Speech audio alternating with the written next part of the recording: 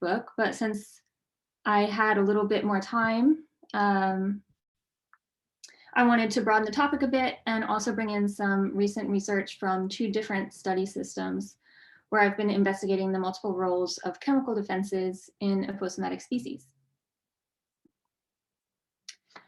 So I'll begin by saying that the main focus of my research has been investigating predator-prey interactions of aposematic species. And as I'm sure all of you know, aposematism is a defense strategy where prey use signals to warn predators of their unprofitability. And the most common examples of these include warning signals, visual warning signals combined with chemical defenses. So I've researched aposematism, as David said, in 2 main systems, marine sea slugs called nudibranchs, which were the subject of my PhD in Australia with Karen Cheney, and also my current fellowship in the UK with Martin Stevens, and also the wood tiger moth, which I studied in Finland with Johanna Mappes. And in both of these systems, I've focused on how prey combine multiple defenses to avoid predation. But today I'll focus on the use of multiple chemical defenses. So first, a bit of background about chemical defenses. Aposematic species can use different strategies to acquire and use chemicals for defense, and this can have implications for interactions with predators. So for instance, prey can acquire chemical defenses in different ways. Secondary metabolites can be sequestered from their diet, or they can synthesize defensive compounds themselves. And prey can also have different chemical profiles. And by that, I mean that they can differ in the types, diversity, and quantity of chemicals that they use for defense. So for instance, the Asian ladybird beetle uses 2 different types of chemicals for defense, with 4 different pyrazine compounds and 2 alkaloids. And individuals can vary in the quantity of these defenses depending on the state of the individual, such as resource availability during their development, or whether chemical defenses have been invested in offspring, and whether or not chemicals have been released during previous attacks from predators. And there are also a variety of different mechanisms that prey use to deploy these chemical defenses. So these can be stored in tissues and only encountered by predators once those tissues are tasted. They can be secreted, as in the noxious spray of the bombardier beetle, or the fluids released from the prothorax of some arctid moths. Or prey with venoms can inject chemical defenses into their enemies. And prey may use different chemicals and deployment methods depending on the type of predator that they encounter. And prey are likely to encounter a wide variety of predators, and these may not be equally as susceptible to a given chemical defense. So chemical defenses likely evolved to target the most relevant predators, and multiple chemical defenses could help defend against more than one type. And finally, chemical defenses can affect predators in different ways. So some forms of chemical defense, like having a bad smell or a bad taste, act as deterrents while not causing physical harm to the predator. But others are toxic and cause physical damage to the predator in some way. And smell and taste reception are thought to have evolved partly to help animals avoid the accidental consumption of harmful or toxic food. And in this way, smell and taste can also be considered signals that warn predators of toxicity. But it's often not clear whether smell and taste are honest indicators of toxicity. So now I'll move on to talk about chemical defenses in my different study systems. So first I'll talk about nudibranchs. And for this system, I did a taxonomic survey to investigate differences between species. So first I'll give some background information about the origin, profile, and deployment of chemical defenses in different groups of nudibranchs. And then I'll focus on a study where we investigate the target, predators, and function of the chemical defenses in these different nudibranch groups. So nudibranchs, defensive chemicals are normally sequestered from their diet, but a few species may also modify or synthesize molecules themselves. And different nudibranch taxa specialize in eating and sequestering chemicals from different types of prey. So some taxa are specialized to eat bryozoans, others eat ascidians or cnidarians, and some nudibranchs even specialize in eating other nudibranchs. But it's the sponge-eating nudibranchs that I'll focus on today. So even though overall as a group, nudibranchs eat a lot of different types of prey, nudibranch genera are often highly specialized. And this leads to taxonomic differences in chemical defense that are closely matched to that of the nudibranch's prey. So for a few examples from nudibranchs that eat sponges, those in the genus Goniobranchus specialize on Darwinellidae sponges, from which they sequester spongy and diterpenes. Those in the genera Ceratizoma, Hypsilodorus, Ruspeckia, and Mexicromis eat mostly Dicididae sponges and sequester furannosesquiterpenes. And those in the genus Glossidorus specialize on Thorectidae sponges and sequester scalaranes. And while the types of chemical defenses available to nudibranchs mostly depends on their diet, the number of those dietary compounds that are sequestered rather than being passed through the gut can vary between species. And this can impact the chemical profile of the nudibranch. So for instance, a single specimen in the genus Goniobranchus can sequester and store over 20 different spongy and diterpene compounds, whereas nudibranchs in the genus Chromodorus eat sponges that contain a broad range of chemicals, but they only sequester one of those compounds, latrunculin A, into their mantle tissues. So nudibranchs also differ in their method of deploying chemical defenses. So many Chromodorididae nudibranchs store chemical defenses in specialized glands called mesodermal formations, which are located on the outer edges of their mantle tissues. And these pockets of chemical fluid have been described to function like a Trojan horse, meaning that they must first enter the mouth of the predator and be bitten before the chemicals are deployed. And other nudibranch taxa, like the phyllids and some Glossidorus nudibranchs, are capable of releasing chemicals into the water, which gives the predator an opportunity to sense those chemicals before they take a bite. So in terms of the target, while we know that different groups of nudibranchs use different types of chemicals for defense, less is known about which predators these different defenses are most effective against. And while observations of nudibranch predation are rare, both crustaceans and fish have been observed to feed on nudibranchs. But it's still unclear how these different predators might respond to different types of nudibranch chemical defenses. In terms of function, we also don't know whether different nudibranch defensive compounds act as weapons in terms of being toxic, deterrents in terms of being distasteful, or both. And so these are the questions that led us to the study that I'll discuss. And this study was done in collaboration with Karen Cheney and Wiley Chan at the University of Queensland. And this work isn't published yet, but hopefully we'll get it out soon. So in this study, we conducted a taxonomic survey of different nudibranch groups, and we had two main questions. First, what is the response of different predators to nudibranch chemical defenses? And second, do nudibranch chemical defenses act as weapons in terms of being toxic, deterrents in terms of being distasteful, or both? So first, I want to talk about some difficulties with measuring toxicity. Ideally, we would always test how chemical defenses harm ecologically relevant and sympatric predators, but these are often vertebrates, and there are obviously considerable ethical considerations with regard to experiments that cause harm to these animals. So instead, proxy organisms like brine shrimp are often used.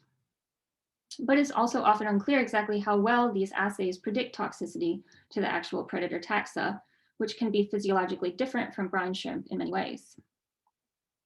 So first, I'll present the results of a separate study done by Wiley Chan, where she compared toxicity of various nudibranch chemical defenses to brine shrimp and fish. So in this graph, on the y-axis is the relative toxicity to fish, and on the x-axis is the relative toxicity to brine shrimp. So in the first graph, with the mantle extracts, which contain only sequestered chemical defenses, you can see that toxicity to brine shrimp and fish is correlated, and so brine shrimp could predict toxicity to fish. However, with the whole body extracts, which also contain chemicals that are in the gut, these results are similar between fish and brine shrimp, except for the extract from Goniobranchus splendidus, which was toxic to fish, but not toxic to brine shrimp. So overall, it seems that a brine shrimp assay can reasonably indicate potential toxicity of a compound to fish, but additional experiments would be useful when there is a no-dose response from brine shrimp. So next, we conducted a taxonomic survey to investigate the different toxic effects of 30 different species of nudibranch, representing 16 genera and 6 families. So from the family Ageridae, we sampled 1 species. From Dendrodoridae, we sampled 1 genera and 3 species. From Doradidae, we sampled 1 species. From Chromodoridae, we sampled 8 genera and 17 species. And from Discodoridae, we sampled 2 genera and 2 species. And from Phylididae, we sampled 3 genera and 6 species. And we then identified the secondary metabolites of each species. And from these species, we found 8 main chemical groups, and I'll go through each of those now. So nudibranchs with the toxic macrolide latrunculin A were exclusively in the Chromodoridae genus. And this is a special case where nudibranchs selectively sequester this compound, but they also feed on a broad range of sponges. Nudibranchs with spongian furanoditerpenes were in the Doriprismatica genus, which feeds on sponges in the Spongidae family. Nudibranchs with spongian rearranged nor and furanoditerpenes were in the genera Goniobranchus and Artiodorus, and these feed on sponges from the Darwinellidae family. Nudibranchs with sesquiterpene isonitriles, thiocyanates, formamides, all of these are species in the Phylididae family, and this type of chemistry is common in the Halachondridae sponges. And nudibranchs with furanosesquiterpenes were in the Ceratizoma mexichromis and Hypsilodoris genera, which feed on Dicididae sponges. So some other chemical groups include imidazole alkaloids from the genus Notodorus, scalaranes from the genus Glossidorus, and dryamine esters from the genus Dendrodorus. And there were also several species where we found no metabolites, including Dendrodorus tuberculosa and nudibranchs in the Doradidae and Discodoridae families. But metabolites might have been obscured by the high quantities of lipids in those extracts, and we just didn't detect them. And finally, we investigated the deterrent properties of these chemical extracts using antefeedant assays with 3 taxa. The rock pool shrimp, Palemon serenus, which we used as a proxy for crustaceans. The triggerfish, Rhinocanthus aculeatus, and the toadfish, Tetractinus hamiltoni, both of which co-occur with the nudibranchs and include mollusks in their diet. And we compared these results to toxicity assays using brine shrimp, which, as showed earlier, can predict toxicity to fish reasonably well. So to test unpalatability, we made food pellets from freeze-dried powdered squid mantle to approximate the nutritional content of a mollusk. And we added ecologically relevant concentrations of nudibranch extract and dyed the pellets red so that we could easily observe whether or not they were eaten. So for the shrimp, we offered the pellets, and then after an hour, we looked for a red spot in the clear digestive tract of the shrimp to indicate palatability. For fish, the pellet was considered rejected and unpalatable if it was spat out by the fish. And if the fish rejected a pellet, they were immediately offered a control pellet to make sure they were still hungry. And finally, we also tested toxicity to brine shrimp. And to do this, we placed recently hatched brine shrimp in ecologically relevant concentrations of extract dilute in seawater, and we calculated the % of dead or dying brine shrimp after 24 hours. And we used these assays to calculate ED50 and LD50 values for each extract. So ED50 is the effective dose, so the concentration where 50% of the shrimp or fish rejected the pellets. And the LD50 is the lethal dose, so the concentration where 50% of the brine shrimp died. So first comparing the 2 fish species, toadfish and triggerfish. And in this figure, the axes are reversed. So the origin at the bottom left corner, NR, stands for no reaction. And an ED50 of 1 means that the full natural concentration of the extract was required before 50% of the fish rejected the pellet. And as the ED50 approaches 0, those extracts required a lower concentration of chemicals to produce the same rejection response. So those extracts with an ED50 closer to 1 have weakly unpalatable extracts, and extracts are increasingly potent as the effective dose decreases. And each of these points is an individual species with different chemical cocktail groups in different colors. And I'll pull up this chemical cocktail group image as a reminder of the nudibranchs, sponge source, and compound types associated with each of these chemical groups. And comparing the two fish species, we found a significant correlation in the ED50 of the extracts, meaning that they found the different types of extracts similarly unpalatable. So Chromodorus with the trunculin compound shown in red, and Dori prismatica with the spongy and furanoditerpene shown in orange were the most unpalatable, while nudibranchs with furanosesquiterpenes shown in purple were the least unpalatable. But comparing fish to Palomon shrimp, we did not find a correlation. So on the x-axis is ED50 to shrimp, and on the y-axis is ED50 to fish. And again, different chemical cocktails are shown in different colors. So chemical defenses of Goniobranchus nudibranch shown in blue, and those from phyllodes shown in green were relatively more unpalatable to Palomon shrimp than to toadfish, while those from Dori prismatica shown in orange and Chromodorus shown in red were slightly more unpalatable to toadfish than to Palomon shrimp.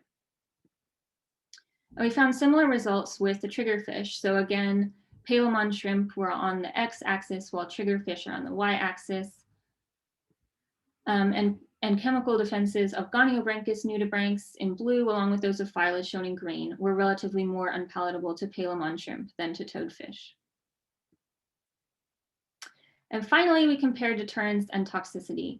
So this graph has a lot going on, but I'll take some time here to pick it apart and draw your attention to the most important and interesting findings. So on the y-axis, we have ED50 with a square for toadfish, a triangle for triggerfish, and a circle for shrimp. On the x-axis, we have the LD50, which is a measure of the toxicity to brine shrimp. And the shapes are outlined if the extract included only compounds sequestered into other tissues of the body, known as the mantle, and the shapes are filled in for extracts of the whole body. And again, the color indicates the type of chemical compound present in the extract. And those chemical types come from sponges with different groups that different groups of nudibranchs eat. So as you can see, overall, we found no relationship between deterrence and toxicity of the chemical extracts, with different types of compounds in different areas of the graph and exhibiting varying functional responses.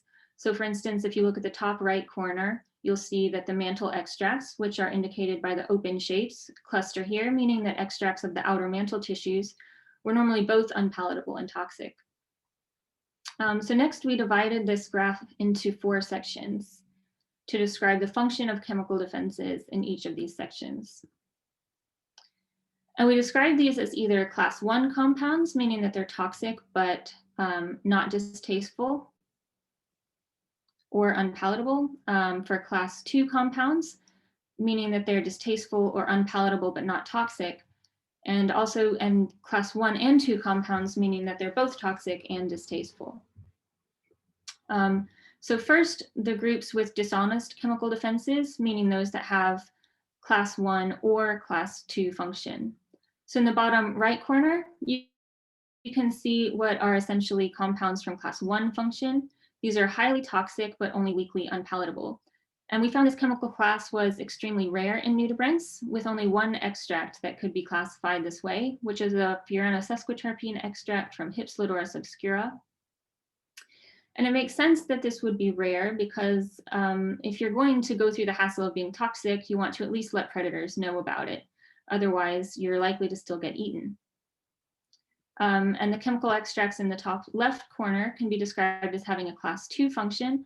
So these were highly unpalatable, but only weakly toxic.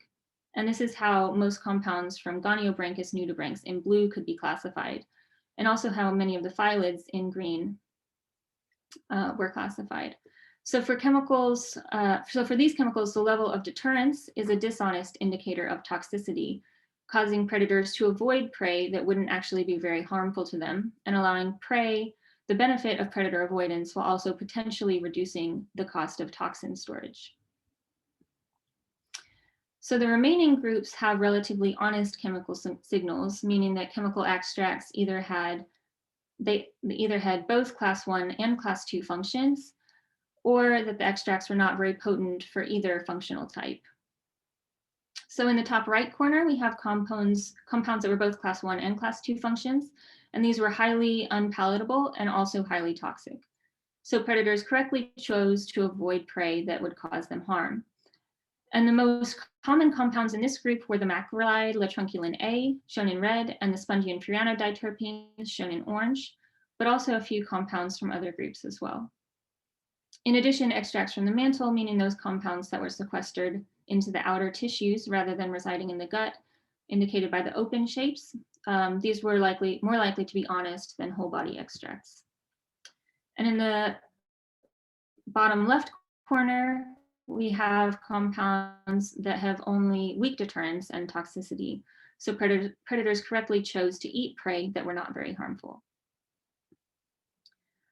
So there were some types of compounds that were always honest, and these were the Promodorus nudibranchs with the macrolide latrunculin A, shown in red, and also the spongian furanoditerpenes from Dori prismatica nudibranchs, shown in orange. And this is interesting because nudibranchs with latrunculin A compounds are highly selective in their sequestration, and they have low chemical diversity. And this potentially means that toxicity and deterrence are more likely to come from the same compound. The function of other types of compounds were not as predictable. So chemical defenses of Goniobranchus and Artiodorus nudibranchs, shown in blue, were variable in terms of their functional response, but these were also diverse and variable in terms of their chemical profile. So nudibranchs with this type of chemistry have the most diverse extracts, and they were not selective with their sequestration, sometimes with individuals having as many as 20 compounds separately sequestered, which could explain why their anti-predator function is less predictable. Another type of extract with variable functional response can come from the phyllid nudibranchs, which have the extract shown in green. And individuals in this group were not quite as diverse in their chemical profiles, but the individual compounds of each extract were still highly variable, which could explain differences in their anti-predator function. And in addition, this group of nudibranchs could be at various stages of replenishing sequestered defenses after a predation attempt, because we know that phyllids have a different method of deployment for their chemical defenses, with the ability to secrete chemicals into the water, which could make the relative concentration of chemicals in these extracts more variable. And again, you can see that the mantle extracts with sequestered defenses, indicated by the open shapes, were more likely to be honest than whole body extracts. So in summary, 2 fish species did not differ in their response to nudibranch chemical defenses. Fish had overall a similar response to shrimp, except for extracts from phyllid nudibranchs, which contain isonitriles that were highly unpalatable to shrimp, but only weakly unpalatable to fish. Overall, we found no clear relationship between palatability and toxicity. Palatable toxic extracts, where predators eat harmful prey on accident, were rare. Selectively sequestered extracts were more likely to be honest, meaning that they functioned as both deterrent and toxin. Whereas diverse extracts, groups with variable compounds, and those that secreted chemicals had less predictable functions. And also, extracts of the outer mantle tissue were more honest than whole body extracts, suggesting that even nudibranchs with diverse chemical profiles are able to actively accumulate compounds that maximize deterrent and toxic functions into their outer tissues that are exposed to predators. So in conclusion, We found that taste does not honestly predict toxicity in nudibranch mollusks. Instead, nudibranchs use distinct ecological modes of defense against predators. And we hope this work encourages consideration of the target and function of chemical defenses across prey taxa. So knowing that the chemical defenses of aposematic species can have separate functions, I next want to talk about how different types of chemical defenses can affect the predation sequence. And to do that, I'll now move on to talk about the wood tiger moth. So first, I'll give some background info about the origin, profile, deployment, target, and function of these defenses within this species. So wood tiger moths are able to both sequester and synthesize chemicals that they use for defense. Pyrrolizidine alkaloids can be sequestered from dietary plants by the larva and retained in the adults, while methoxypyrazines are synthesized de novo by the adults. And the pyrrolizidine alkaloids of the moths are highly diverse with a multitude of different compounds, including sinesiphyline, sinestionine, retrazine, and their N-oxides, while the moths synthesize two main methoxypyrazines, SBMP and IBMP. And these chemical defenses are deployed in different ways. The moths have two defensive secretions, one fluid, the neck fluid that is released from the prothorax, and another fluid that is released from the abdomen. And synthesized methoxypyrazines are released only in the neck fluids, while pyrrolizidine alkaloids can be found in all of the defense fluids and also in the moth's tissues. And in a study led by Bibiana, they tested the neck and abdominal fluid secretions with two different types of predators of the moths, birds and ants. To test bird predators, they separated the defense fluids from visual aspects of the moth by soaking oats in two separate defense fluids. And they found that the birds ate fewer oats when they were soaked in neck fluids, but they were not deterred by oats soaked in abdominal fluids. And the opposite was found with ants. So ants were tested by offering sugar water and adding either neck or abdominal fluids. And ants accepted sugar water that contained neck fluids, but avoided sugar water when the abdominal fluid was added. So it looks like these two different defense fluids are used to target different types of predators. In terms of function, we know that pyrrolizidine alkaloids are hepatotoxic and have a repellent taste to many different animals, although exactly how bird predators respond to these toxins could use more study. Methoxypyrazines, on the other hand, are volatile compounds with a potent smell that is averse to birds, causing them to hesitate before attacking the moth. But these compounds are not toxic. So knowing the wood tiger moth harbors these two different chemical defense strategies together with an aposematic warning signal, we were interested to learn how these multiple defenses might act together during a predation event. And this work was done together with an excellent master's student, Yana Lomi, while working in Yona Mathes's lab last year. So a multimodal defense stimulates multiple sensory modalities to deter attack. For example, prey might be camouflaged to avoid detection by predators or use visually conspicuous warning signals. They might produce sound to startle, disrupt, or warn predators. They might produce smell to deter attack, and they might have a bad taste to avoid being eaten.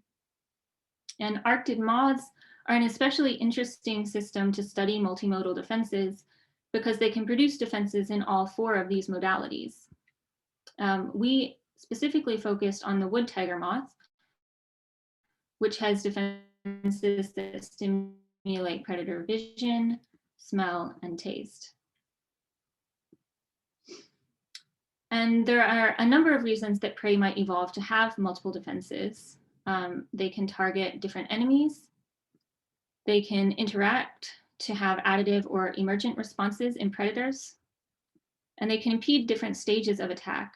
And there can be interactions that occur within or across different attack stages. So as I mentioned earlier, wood tiger moths do have defenses for different predators with neck fluids that target bird predators and abdominal fluids that target ants. The wood tiger moth also has defenses that interact and deter different stages of attack for the same predator, and it's these that I'll focus on. So part of the inspiration for this project came from a study by Bibiana and Emily, where they independently manipulated the color and chemical defense using defense fluids and moth models for each color morph. And they found that birds didn't differ in their initial avoidance to yellow or white models alone, or to yellow or white defense fluids alone. But when color and smell were presented together, birds hesitated to approach white moths compared to yellow. And this finding was particularly interesting because previous studies had found that the yellow morph would be better protected from predators, which they proposed could be from using models rather than live moths. There are also nutritional differences compared to a real moth that might influence motivation. And having a naturally released defense fluid might alter the stage that that defense is detected. They also suggest there might be some taste component in the defense fluid, which might be due to chemicals other than pyrazines. And finally, we could now also test whether there are genotype differences rather than just morph differences in defense. So we designed an experiment to hopefully answer some of these questions related to the wood tiger moth specifically, and more broadly to test how different modalities interact across the predation sequence to impede attack. And to do this, we independently manipulated the color, smell, and taste in live moths.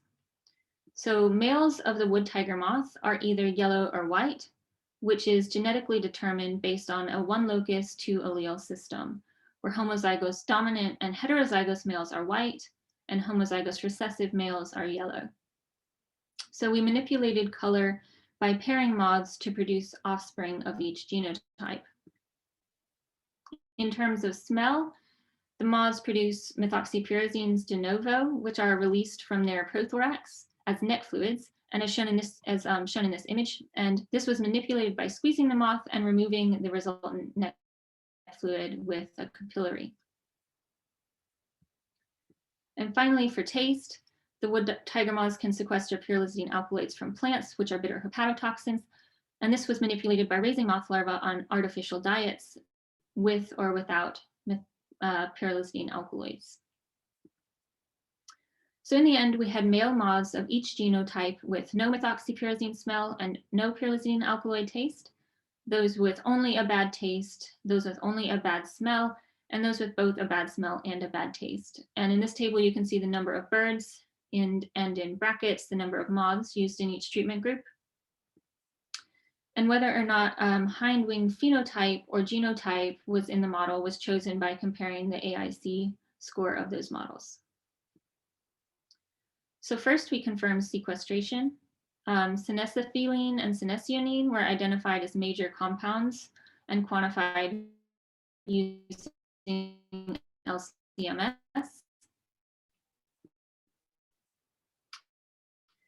Senesiphyline was 10 times as concentrated in the larva compared to, and senesionine was 3 times as concentrated in the larva compared to their food, and again, had only trace amounts in the feces.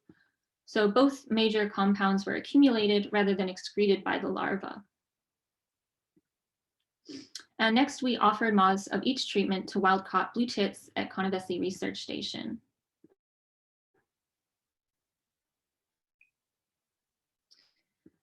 So the trial began once the bird saw the moth, and we then measured bird response to the moths across different stages of the predation sequence. So for approach, we measured whether or not the bird approached the moth and how long they took before approaching the moth. For attack, we measured whether or not the bird attacked the moth and how long they took before attacking the moth. We measured whether or not the bird dropped the moth and how long they took before dropping the moth, and also the number of times that they dropped the moth. And we measured whether or not the bird ate the moth, how long they took to eat the moth, and the proportion of the moth that they ate.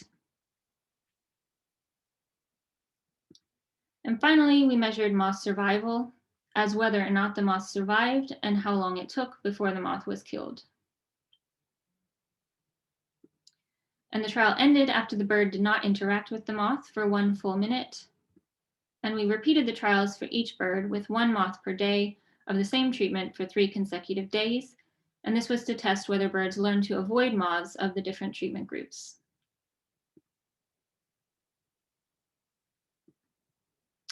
So first looking at approach, birds approached the moth in all but one of the trials. So none of the moth defenses were effective at avoiding this stage of attack, but they could delay it. So when birds were given moths that didn't have neck fluids, they hesitated to approach heterozygous white moths compared to homozygous yellow or heterozygotes. And this is interesting because it suggests that birds can visually perceive differences in heterozygote and homozygote white moths that are not apparent to us, and also that these differences influence their decision to approach the moths. But when the birds were given moths that had their neck fluids intact, they hesitated equally long to approach homozygote and heterozygote white moths compared to homozygote yellow, which suggests that heterozygotes rely especially on methoxypyrazine smell at this stage of attack. So next, moving on to attack. Birds attacked the moths in 94% of the trials. And again, none of the moths' defenses were effective at avoiding this stage of attack. But attack latency was delayed for certain treatment groups. So surprisingly, there was an interaction between moth genotype and pyrrolizidine alkaloids. So when moths were not raised on a pyrrolizidine alkaloid diet, birds were slower to attack moths of the yellow genotype. But when moths did have pyrrolizidine alkaloids sequestered from the diet, birds were slower to attack moths of the homozygous white genotype. And this is a puzzling result because it seems unlikely that birds would be able to detect the presence of non-volatile alkaloids before the moth has been tasted. Instead, it's possible that sequestering toxins from the diet influences investment in primary defenses, such as the synthesis of methoxypyrazine smell or in wing pigmentation, and that diet impacts the genotypes differently. And we're currently analyzing results from a rearing experiment to test whether that's the case. Looking at dropping behavior, birds dropped the moth in 28% of the trials, and there were additive effects with color and smell, so that white moths with their neck fluid intact were the most likely to be dropped. In terms of drop number, there was a similar pattern as with probability, where color and smell have additive effects. For drop latency, we used genotype in the model rather than phenotype based on the AIC score, and there were no differences in genotype alone, but when the moth fluid smell was intact, birds reacted more quickly to heterozygote white moths compared to other genotypes. And this again suggests an especially potent methoxypyrazine smell for this genotype. Pyrrolizidine alkaloid sequestration also had a negative impact on drop latency, where moths that were raised on a PA diet had their neck fluids removed were held for longer before they were dropped, suggesting a cost for toxin sequestration again. For eating behaviors, birds ate at least part of the moth in 81% of the trials, and moths with a smell from their neck fluids were less likely to be eaten than those without. In terms of eating duration, birds took longer to eat homozygous white genotype compared to those of the yellow, and birds ate a smaller proportion of the moth if it had both methoxypyrazine smell and pyrrolizidine alkaloid taste. But the proportion eaten when the moths had only smell or taste did not differ from the control. So it looks like smell may alert attention to taste to help discriminate toxic prey. And finally, moth survival. Moths survived in only 17% of the trials. Overall, moths that did not have methoxypyrazine smell had low survival. And for moths with methoxypyrazine smell, there were additive effects of both color and taste, so that moths with both methoxypyrazine smell and pyrrolizidine alkaloid taste had the highest survival overall. However, again, there was a cost for pyrrolizidine alkaloid sequestration, with a negative effect on kill latency for moths with pyrrolizidine alkaloids that had their neck fluids removed. And finally, in terms of avoidance learning, we found that birds did not learn to avoid the moths. Across all treatments, birds approached the moths more quickly, were more likely to attacked them more quickly, and took less time to handle them. So why didn't birds learn to avoid the moths? There are a number of reasons why birds could knowingly eat toxic prey. Being cold, birds are more likely to eat toxic prey at cooler temperatures, and our experiment was conducted in the winter in Finland. Being hungry, birds increase consumption of toxic prey when they're hungry, and we ensured that birds were hungry before starting the trial to make sure that they were motivated. And having no choice, birds are more likely to eat toxic prey when there are no alternatives available. So they might have chosen a more palatable alternative if it had been presented at the same time. So to summarize, I've mapped these responses to our treatments across the predation sequence. So birds hesitated to approach homozygote white moths compared to homozygote yellow, independent of smell, but they only hesitated to approach heterozygotes if they smelled bad. Birds were more likely to drop moths if they had a bad smell, drop them more quickly, and also drop them a greater number of times, and this had additive effects with color. Birds were less likely to eat moths if they smelled bad, and once a bird began eating the moth, it took longer to finish eating homozygous white moths compared to yellow, suggesting a difference in taste between genotypes.